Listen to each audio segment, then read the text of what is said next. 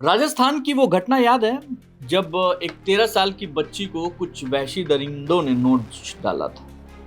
वो गिरफ्त में है, लेकिन इस घटना से 100 गुना बड़ा या कहिए 600 गुना बड़ा एक दिल दहला देने वाला मामला इस समय गूंजा है ब्रिटिश संसद में। पीड़िता का दावा है कि जब वो 12 साल की थी, 12 साल, तो 600 से 700 लोगों ने उसका शोषण किया। ये सब कुछ किया गया पाक ग्रूमिंग गैंग द्वारा।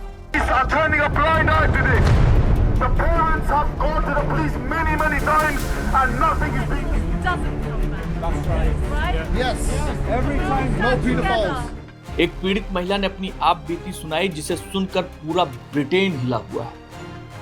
उसका शोषण तब शुरू हुआ जब वो केवल 12 साल की थी। नमस्ते, मैं हूं दिग्विजय सिंह और आप देख रहे हैं क्राइम पथ भारत। ब्रिटेन में एक बार फिर ग्रूमिंग गैंग्स का मुद्दा सुर्खियों में है। बीते 2 दशकों से ब्रिटिश समाज को परेशान कर रहे बोरेनस लुईस केसी की रिपोर्ट और उसके बाद संसद में हुई बहसों ने इस मुद्दे को एक बार फिर जिंदा कर दिया है। सांसद रूपर्ट लो ने हाल ही में ब्रिटेन में मौजूद ग्रूमिंग गैंग्स, मतलब जो बच्चों का यौन शोषण करने वाले गिरोह हैं, उसको लेकर एक चर्चा छेड़ दी है। ये गिरोह बाल यौन शोषण में लिप्त रहे हैं। इन गिरोह को लेकर ब्रिटिश सरकार की जांच में पाया गया कि संगठित बाल यौन शोषण के दोषी अधिकतर पाकिस्तानी मूल के हैं। रूपर्ट लो ने ब्रिटिश संसद में पीड़ितों की दिल दहला देने वाली गवाहियां पढ़कर सुनाई। इन गवाहियों में गंभीर यौन शोषण, कम उम्र में गर्भधारण, डराने धमकाने, पुलिस की मिलीभगत और संस्थागत नाकामियों के ब्यौरे शामिल हैं। आरोप है कि इंग्लैंड के कई शहरों में संगठित गिरोहों ने सालों तक नाबालिग लड़कियों का यौन शोषण किया, जबकि पुलिस, स्थानीय प्रशासन, अस्पताल, बाल संरक्षण एजेंसियां सब नाकाम रही। पीड़ित महिलाओं ने क्या बताया, वो जानना बहुत जरूरी है।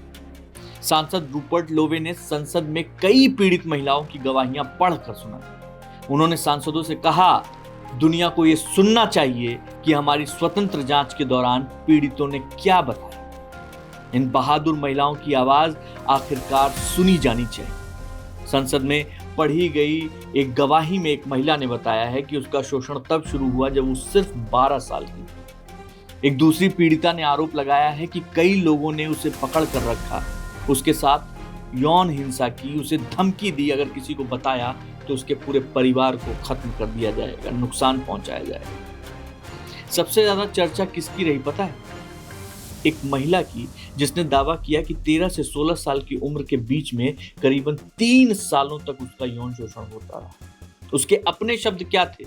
मुझे लगता है 3 साल में करीब 6 से 700 अलग अलग पुरुषों ने मेरा बलात्कार किया। उसने बताया कि उसके जननांगों से खून बह रहा था, सूजन इतनी थी कि वो बैठ नहीं पा रही थी। अस्पताल के कर्मचारियों को बताया उसने कि मेरे ड्रिंक में कुछ मिला दिया गया था, मुझे नहीं पता कि क्या हुआ है, क्योंकि सच बताने से वो लड़की डर रही थी। लेकिन अस्पताल वालों ने कोई सवाल नहीं पूछा, एक गोली दी और उस लड़की को डिस्चार्ज कर दिया। कुछ पीड़ितों ने बताया कि दुर्व्यवहार इतना बढ़ गया था कि इनमें जानवरों के साथ यौन संबंध बनाना भी शामिल कर दिया गया। एक और पीड़ित महिला ने बताया कि मुझे याद है, एक आदमी ने एक वैन का पिछला दरवाजा खोला और मैंने देखा कि 15 से 20 लड़कियां कुत्तों के पिंजरे में बंद थी। एक और महिला ने बताया कि वहां कुत्ते लाए गए थे और उसके पास हिलने डुलने की भी जगह नहीं थी। एक महिला ने बताया कि दुर्व्यवहार के दौरान देश के अलग अलग हिस्सों में कई पुलिस अधिकारियों ने कथित तौर पर उसके साथ बलात्कार किया। आरोप की फहरिस्त बहुत लंबी है। अस्पताल पहुंचने के बाद भी एक महिला ने बताया कि उससे सवाल जवाब नहीं पूछे गए, उसको एक पिल्स दी गई और उसको वापस भेज दिया गया। आप सोचिए, 12 से 13 साल की उम्र में 600 से 700 लोगों ने एक महिला के साथ बलात्कार किया हो। महिला है वो या बच्ची है?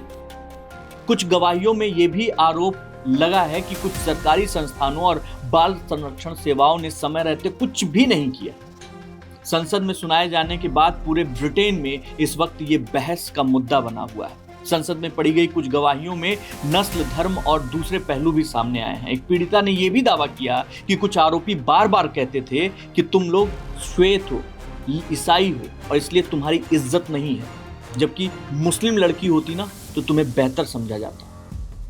महिलाओं के मुताबिक ऐसे बयान उनको मानसिक रूप से तोड़ने के लिए, उनके साथ जो दुर्व्यवहार हो रहा है उसको सही ठहराने के लिए किया जाता था, ताकि उन छोटे छोटे बच्चों को, जो 12 साल 13 साल की उम्र के लोग हैं, उनके दिमाग में, उन बच्चों के दिमाग में ये आ जाए कि वो लोग, उनके साथ जो हो रहा है वो सही हो रहा है क्योंकि वो श्वेत हैं, क्योंकि वो ईसाई हैं। ये सब ब्रिटेन में हुआ है। ब्रिटिश सांसद कैरोलिन डाइनेज ने भी संसद में अदालतों के दस्तावेजों का हवाला देते हुए कहा कि कुछ पीड़िताओं के आरोप हैं कि उन्हें इसलिए निशाना बनाया गया क्योंकि वो श्वेत ब्रिटिश लड़कियां थीं। एक सर्वाइवर ने याद किया कि उन आदमियों में से एक ने उसे प्रेग्नेंट कर दिया था। और उसका पिता कौन था?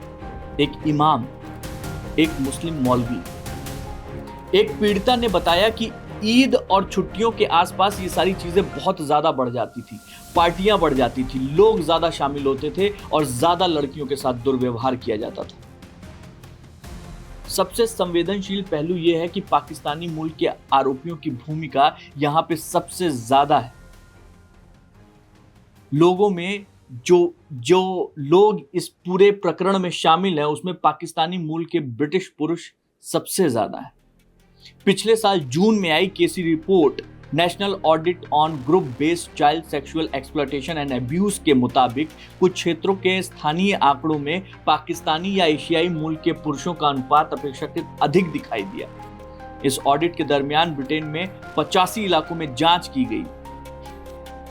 ये पूरी जांच 2 हिस्सों में बटी हुई है। एक पक्ष मानता है कि कुछ मामलों के आधार पूरी तरीके से इसमें पाकिस्तान या मुस्लिम समुदाय को दोषी ठहराना गलत है। वहीं पाकिस्तान कहता है, एक अखबार में जनवरी 2025 में एक रिपोर्ट आई थी विदेश मंत्रालय की तरफ से, कि ये जितने भी ऐसे लोग हैं जो इस तरीके का अपराध कर रहे हैं उन्हें सजा जरूर मिलनी चाहिए, लेकिन पूरे समुदाय को निशाना बनाना ठीक नहीं है।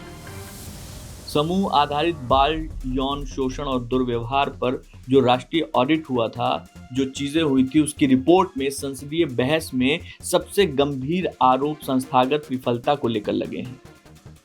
एक चीज और है, ये जो ग्रूमिंग गैंग है उसमें क्या सारे पाकिस्तानी थे? नहीं।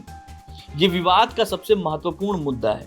केसी रिपोर्ट के अनुसार जो दूसरे आधिकारिक स्रोत हैं उसके हिसाब से यहाँ पे पाकिस्तानी मूल के पुरुषों का अनुपात ज्यादा है, लेकिन राष्ट्रीय स्तर पर उपलब्ध जो आंकड़े हैं वो उसमें ये है कि सिर्फ पाकिस्तानी मूल के लोग नहीं हैं। अब आप ये भी जान लीजिए कि ग्रूमिंग गैंग होता क्या है।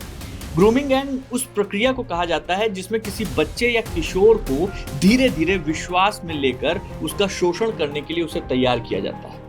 ब्रिटेन में सामने आए कई मामलों में आरोपियों ने पहले दोस्ती की, उपहार दिया, भावनात्मक सहारा बनने का दिखावा किया और फिर शराब, नशे, धमकी और हिंसा के जरिए लड़कियों को अपने जाल में फंसाया। बाद में कई पीड़िताओं ने आरोप लगाया कि उन्हें एक से अधिक आरोपियों और अपराधियों के पास भेजा गया और लंबे समय तक, सालों तक ये शोषण होता रहा।